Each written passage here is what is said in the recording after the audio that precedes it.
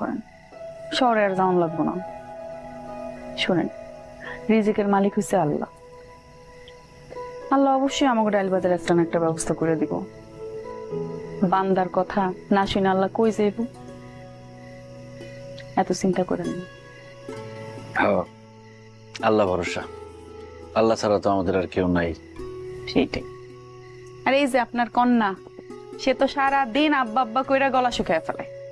তারও তো একটা হক আছে যে তার বাবার গলা জড়ায় ধরে ঘুমাইবো, তাই না?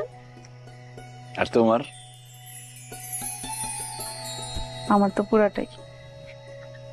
আপনার অন্তরের ভিতরের বাহিরের সবই তো আমার।